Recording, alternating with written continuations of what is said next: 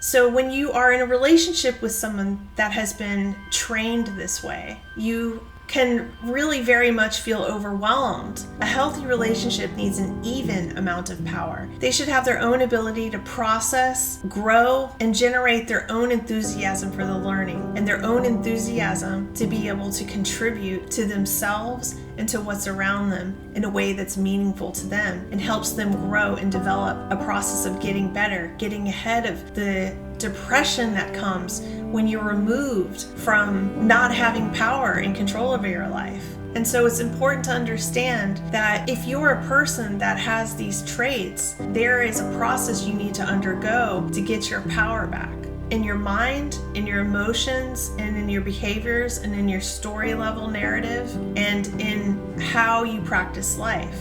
We are each supposed to stand and thrive in our own way, but we can really disrupt that process and create a lot of toxicity when we're not taking ownership of our own lives. And you can do that within a monogamous relationship. It doesn't mean that you have to detach from one another and not be bonded. It doesn't mean that you have to not care about one another. It means that you take ownership of your own learning, your own growth, and you contribute to bringing more and more positives, more and more value and benefit in as you grow, not only towards yourself, but also to your partner. It took me many decades to learn the hard way how to stand up for myself and how to create boundaries. Because when you're a very empathic person, people believe, oh, well, you should just always feel sorry for me. And when you're a young empath, you feel their suffering, you go through it with them. It's a painful, difficult process. It's not something you enjoy, but it's something you do out of loyalty and because you do have compassion for them. But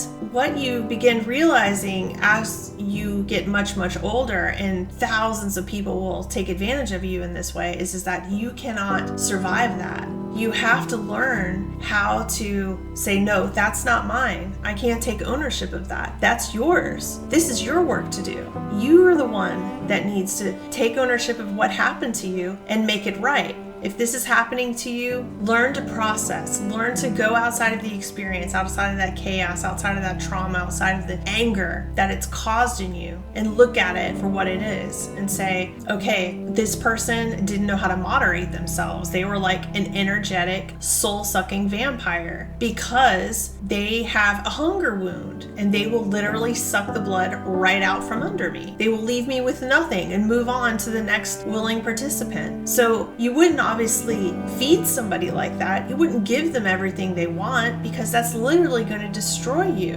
And you've been given this amazing life for a reason. You have a reason here to be here too. You have a process to be fair to. Showing people how to take accountability, whether it's your friend or your offspring or your family members, is very important. When people have this hunger wound, it doesn't mean that they're a bad person. A lot of times they are lovely people. You do want the best for them, but they are selfish people and they have to grow beyond this selfish pattern that they're in. Learn to set up boundaries for yourself. You learn to push that person back away from you and say, no, I'm not going to let you do this to me. This is yours to own. This is your experience, and what you do with that is uniquely your problem. It's your problem, it's your solution, it's your journey, and you have to take ownership of that. I'm not going to be the one that makes all the decisions for you and takes all the accountability and all the blame and receives all your anger and your frustration. That's for you to learn to cope with and develop your emotions